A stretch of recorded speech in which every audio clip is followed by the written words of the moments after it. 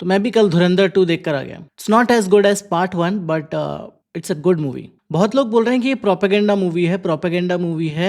मुझे नहीं लगता, क्योंकि प्रोपेगेंडा मूवीज तो हमारे देश में चलती ही नहीं, राइट? भले ही वो केरला स्टोरी और फिर केरला स्टोरी 2 हो, या द ताज स्टोरी हो, या द एक्सीडेंटल प्राइम मिनिस्टर जैसी मूवीज हों, लोग इस तरह की मूवीज को पहचान जाते हैं, समझ जाते हैं कि ये फैक्ट नहीं फिक्शन है। बट जब किसी मूवी में फैक्ट के साथ में फिक्शन को इस तरह से बुना जाए तो अच्छे अच्छे लोग तय नहीं कर पाते कि फिक्शन कहाँ पर खत्म होता है और फैक्ट कहाँ पर शुरू होता है। इसका अंदाजा आप लगाइए इन बातों से। जब मैं सिनेमा हॉल में मूवी देखने गया, टिपिकल सिनेमा हॉल, नॉर्मल हर प्रकार के लोग, तो दो चीजें मुझे स्ट्राइक हुई। सबसे पहले आपको पता ही होगा कि धुरंधर का जो पार्ट 1 था उसमें बहुत हिंसा दिखाई गई थी, गौर दिखाया गया था, और बहुत लोगों को लगा था कि ये तो बहुत ज्यादा ही दिखा दिया, बहुत ज्यादा ही प्रॉब्लमेटिक हो गया। बट मुझे लगा था कि हाँ, जस्टिफाइड है। बहुत सारी जगहों पर हम जब किसी मूवी को देखते हैं तो हम समझ पाते हैं कि क्यों वहां पर उस हिंसा को दिखाना जरूरी है, जस्टिफाइड है। पार्ट 2 में ऐसा बिल्कुल भी नहीं लगा काफी जगहों पर। बट वो प्रॉब्लमेटिक पार्ट नहीं है। प्रॉब्लमेटिक पार्ट था जब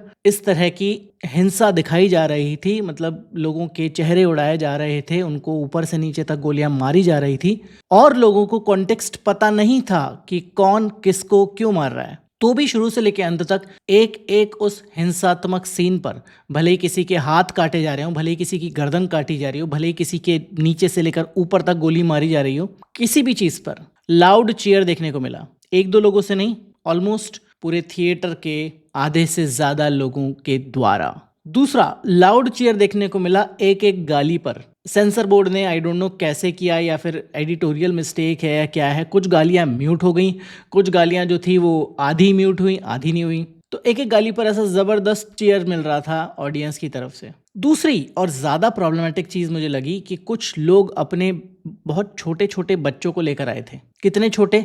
2 साल के, 3 साल के, 4 साल के बच्चों को। आई अंडरस्टैंड कि कई बार पेरेंट्स के पास में ये लग्जरी नहीं होती कि वो किसी और के पास अपने बच्चों को छोड़ कर आएं। बट आप इतने छोटे बच्चों को जब इस तरह की ए सर्टिफिकेट वाली मूवी दिखाने ले जा रहे हो जिसमें भयानक हिंसा है, ऐसी ऐसी सीन्स दिखाए गए हैं जिसमें जो एक नॉर्मल इंसान भी नहीं देखना चाहेगा, वो आप बच्चों को देखने पर मजबूर कर रहे हो। ऐसी ऐसी चीज़ें बोली जा रही हैं, ऐसी ऐसी गालियाँ दी जा रही है जो आप नहीं चाहोगे कि आपके बच्चे कहीं पर भी सुने। उस मूवी के लिए आप अपने बच्चों को लेकर आ रहे हो, तो मैं आपको जज करूंगा एज अ पेरेंट बहुत ज़्यादा। आप कह सकते हो कि ये जो तुम बात कर रहे हो तुम्हारे स्पेसिफिक थिएटर में जहां पर तुम मूवी देखने गए थे वहां पर है, हर जगह पर ऐसा नहीं होता। तो हर जगह पर ऐसा ही होता है। मैं जहां पर रहता हूं वो पृथ्वी ही है, मैं जहां पर रहता हूं वो भारत ही है, मैं मंगल ग्रह पर नहीं रहता हूं। और हर जगह पर लोगों का रिस्पॉन्स इसी तरह का होता है। माँ बाप देखना चाहते हैं इस तरह की मूवीज और बच्चों को छोड़कर नहीं आ सकते, या बच्चों को ले आना उनको लगता है कि क्या ही फर्क पड़ जाएगा, it's just a movie, sex scene थोड़ी है,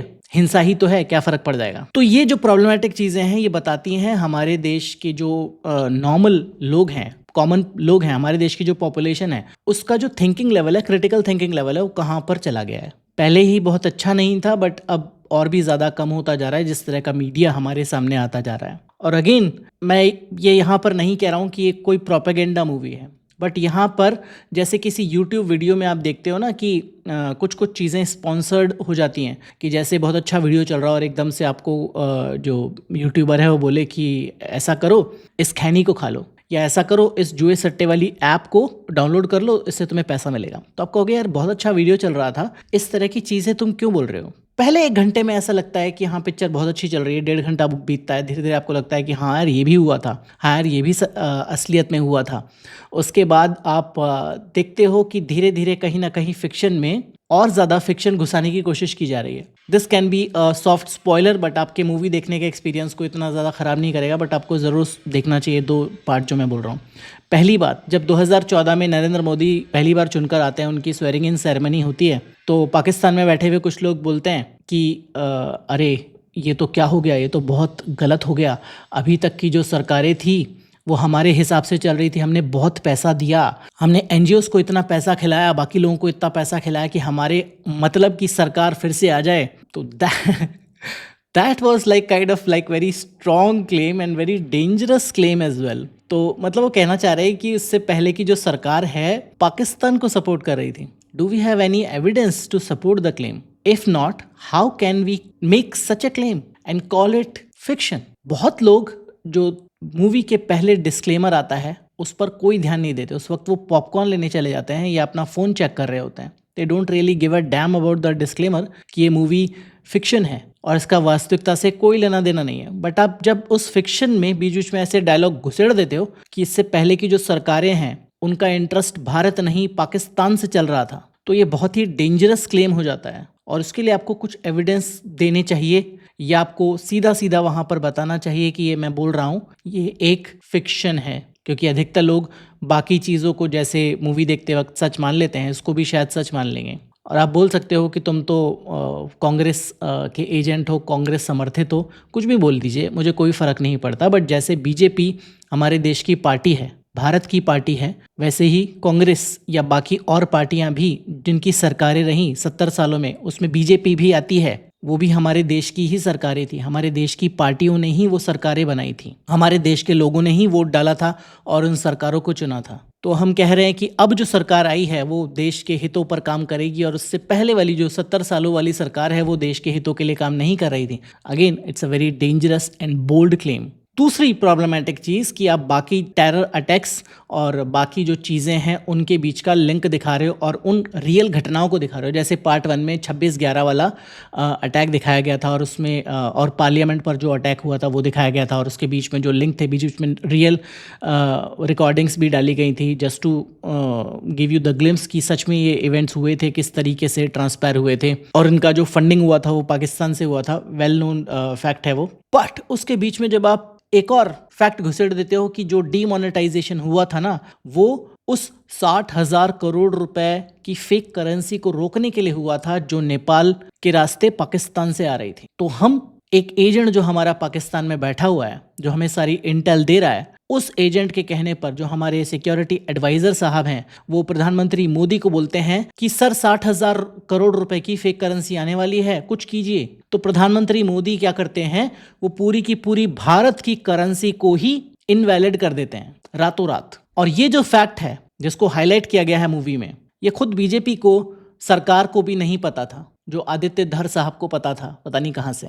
बट एक बात मुझे बताइए कि अगर आपको पता चले कि फेक करेंसी का बहुत बड़ा स्टैक आने वाला है और 60,000 करोड़ कोई एक ऐसा ट्रक में या शिप के थ्रू तो आएगा नहीं, वो धीरे धीरे सर्कुलेट होगा। तो आपको जब पता है कि कौन सी तारीख को आएगा, कब आएगा, किस रास्ते से आएगा, तो आप उसको रोकने के लिए कदम उठाओगे, उसे रोकना सुनिश्चित करोगे या अपने पूरे देश की करेंसी को ही चेंज कर दोगे? कोई भी नॉर्मल इंसान इन दोनों में से कौन सा रास्ता अपनाएगा? और सरकार ने खुद माना है और रिजर्व बैंक की रिपोर्ट्स ने खुद चीख चीख कर कहा है कि जितनी फेक करेंसी हम मान रहे थे कि भारत में है, उसका फ्रैक्शन भी नहीं है। मतलब 99.3% जो ओल्ड नोट्स हैं वो वापस जमा हो गए बैंक्स में, सिर्फ 0.7% नोट्स बरामद नहीं हुए, बाकी सब जो था वो रियल करेंसी था। ये सरकार ने खुद माना है। अब आप कह सकते हो कि मूवी में भी दिखाया गया था कि वो 60,000 करोड़ की करेंसी को पूरा जला दिया गया था। क्या इसका मतलब है कि वो 60,000 करोड़ रुपए की करेंसी ही भारत में आने वाली थी और उससे पहले भारत में कोई करेंसी,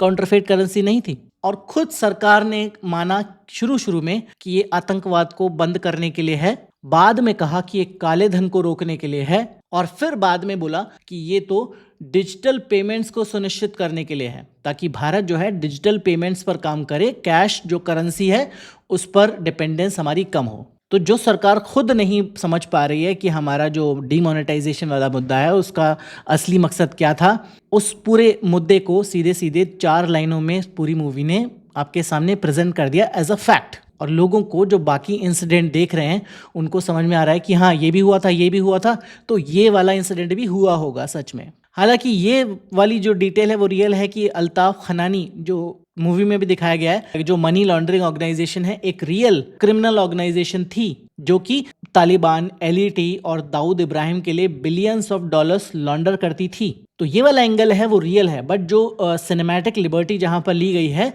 कि गवर्नमेंट का अपना क्लेम था कि 400 करोड़ रुपए की फेक करेंसी इकोनॉमी में फ्लोट हो रही है उस टाइम पर, डीमोनेटाइजेशन के टाइम पर, और डीमोनेटाइजेशन के 9 महीने बाद भी सिर्फ 11 करोड़ रुपए की फेक करेंसी डिटेक्टेड हुई। ये गवर्नमेंट के अपने खुद के क्लेम का भी फ्रैक्शन था। तो जो चीज गवर्नमेंट की खुद की एक नाकामी थी, जिसको सरकार ने खुद भी ज्यादा ढिंडोरा नहीं पीटा जिसका, उसको मूवी में अपनी वाहवाही के लिए आपने एक स्पॉन्सर्ड कंटेंट डाल दिया, बाकी सारे फैक्ट के बीच में, सिर्फ सिनेमैटिक लिबर्टी फिक्शन के नाम पर। सरकार तो नहीं बता पाई कि डिमोनेटाइजेशन से क्या फायदा हुआ, बट इसका नुकसान क्या हुआ ये आज हमें 10 सालों के बाद अच्छे से पता है। ना ही सिर्फ पूरे देश को पूरे 6 से 8 महीने के लिए एक इकोनॉमिकल मेल्टडाउन में झोंक दिया गया, पूरा देश लाइनों में लगने के लिए मजबूर हो गया, एक अनसर्टेनिटी फैल गई कि आज पैसा मिलेगा या नहीं मिलेगा, कितना मिलेगा, किसको कब मिलेगा, बल्कि पूरे देश में अप्रॉक्सीमेटली 15 लाख से ज्यादा जॉब्स का नुकसान हुआ। 12 लाख से ज्यादा डेली वेज वर्कर्स ने अपनी जॉब गंवा दी और यहां तक कि जीडीपी को अप्रॉक्सीमेटली 1% का डिप लेना पड़ा। वो जॉब्स और बिजनेसेस जो सिर्फ कैश पर डिपेंड करते थे वो रातों रात बंद हो गए और देश में एस्टिमेटेड 90 से 100 लोगों की जान चली गई डिमोनेटाइजेशन के कॉन्सिक्वेंसेस की वजह से। डिमोनेटाइजेशन का कोई इकोनॉमिक टर्म्स में फायदा तो नहीं दिखा, बट इसके कॉस्ट जबरदस्त थे। नए नोटों को प्रिंट करने की जो प्रिंटिंग कॉस्ट थी वही एस्टिमेटेड 12,000 से 16,000 करोड़ के आसपास थी। और साथ ही साथ जिस पर्पस के लिए ये डिमोनेटाइजेशन किया गया था, फर्जी करेंसी को रोकने के लिए, एनसीआरबी का डेटा, सरकार का डेटा कहता है कि 2019 से लेकर 2021 के बीच में सबसे ज्यादा 2,000 रुपए के फेक करेंसी नोट सीज किए गए। तो डिमोनेटाइजेशन ने काइंड ऑफ इस काउंटरफेट करेंसी को, फेक करेंसी को प्रिंट करना और आसान बना दिया। इसीलिए सरकार ने कुछ ही सालों बाद 2000 के नोट सर्कुलेशन से वापस ले लिए और अब हमारे पास है सिर्फ 500 रुपए के नोट। Feel free to call this video propaganda, anti national agenda, या मैं बिल्कुल सरकार के खिलाफ बात कर रहा हूँ, वो वाला एजेंडा, जो भी आप समझते हैं वो समझ। पर अगर आप दिमाग खोलकर देखोगे तो आपको इस मूवी में अक्रॉस बोथ पार्ट्स आपको काफ़ी ऐसी चीज़ें देखने को मिलेंगी। जैसे पार्ट 1 में आर माधवन बोलते हैं कि अभी तक की जो सरकारें हैं वो तो आतंकवाद पर इतना ज़्यादा हार्ड हिटिंग स्टांस उनका नहीं था, बट अब शायद कोई सरकार फ्यूचर में आएगी जिसका आतंकवाद पर एक हार्ड हिटिंग स्टांस रहेगा। हम घर में घुसेंगे भी और मारेंगे भी, जो उरी में भी था और यहाँ भी था। बाकी मूवी देख कर आइए, मज़े लीजिए। मूवी में जो छोटे छोटे लोग हैं जो कि इनके अंडर में काम करते हैं वो आधी आधी गोलियों से मर जा रहे हैं, बट ये जो हमारे हीरो हैं, हमारे विलन हैं, वो गोलियां चल रही हैं, बहुत सारी गोलियां चल रही हैं, उनको एक भी नहीं लग रही है। फिर उनको 2-3 मंजिल से नीचे पटक दिया गया है तो भी नहीं वो मर रहे हैं। उनके चाकू गोद दिए गए हैं तो भी वो नहीं मर रहे हैं। खूनम खून हो रहे हैं तो भी वो नहीं मर रहे हैं। उनको चेन से बिल्कुल बांध दिया गया है, खींचा गया है तो भी वो नहीं मर रहे हैं, मतलब मर ही नहीं रहे हैं। ब्रेकिंग बैड के फाइनल एपिसोड फेलिना में एक काफ़ी ब्रेकआउट सीन है जो कि मुश्किल से 15-20 सेकंड में ख़त्म हो जाता है, but that scene is like a master class कि आप किसी चीज़ को कैसे रिप्रेजेंट कर सकते हो कम से कम टाइम में। शॉक वैल्यू देता है, आपको बताता है कि कैसे नेचुरली किसी चीज़ को किया जाता है। हमारे यहाँ पर हम चाहते हैं कि उसको अच्छे से हमारा पैसा वसूल हो, कम से कम 15-20 मिनट, 25-30 मिनट कोई सीन चलता रहे, फाइटिंग होती रहे, इधर उधर उठा पटक होती रहे, तो हमें समझ में आता है कि हाँ कुछ हुआ। अदरवाइज हमें लगता है कि ये हुआ ही क्या था। सटल चीज़ें हमें पसंद नहीं आती हैं कभी भी। बट एनीवे, मूवी अच्छी थी, मज़ा आया। कुछ 2-3 चीज़ें मुझे खटकी, वो मैंने आपके सामने बताई। बाकी मूवी देख कर आइए, मज़े कीजिए। मिलूंगा अगले वीडियो में, तब तक अपना ध्यान रखिए। Be logical.